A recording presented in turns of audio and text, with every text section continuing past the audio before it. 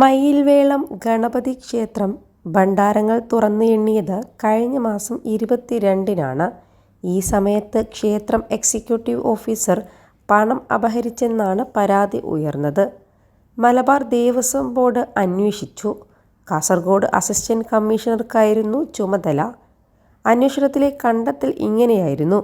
എണ്ണുന്നതിനിടെ executive officer Mohanachandran പണം പാന്റിൻ്റെ കീശയിലേക്കിട്ടു. പാരമ്പര്യ ട്രസ്റ്റിയും പണം എണ്ണുന്നതിനു മേൽനോട്ടം വഹിച്ച ഉദ്യോഗസ്ഥനും ഇക്കാര്യം ശരിവെക്കുന്നു.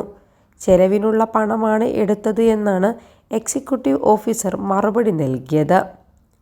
ക്ഷേത്രത്തിലേക്ക് പൊതുജനം നൽകുന്ന പണം സത്യസന്ധമായി കൈകാര്യം ചെയ്യേണ്ട ഉദ്യോഗസ്ഥൻ തന്നെ ക്ഷേത്രത്തിന് കളങ്കമുണ്ടാക്കുന്ന പ്രവൃത്തിയിൽ ഏർപ്പെട്ടു.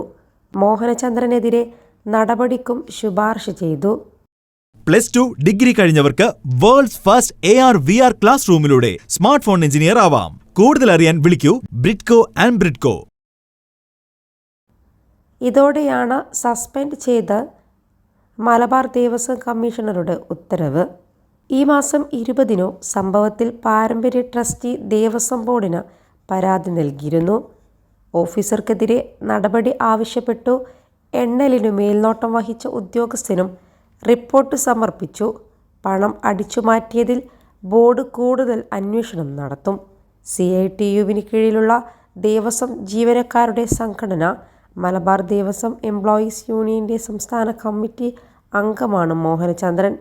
സംഘടനയുടെ തളിപ്പറമ്പ് ഏരിയ സെക്രട്ടറിയുമാണ്.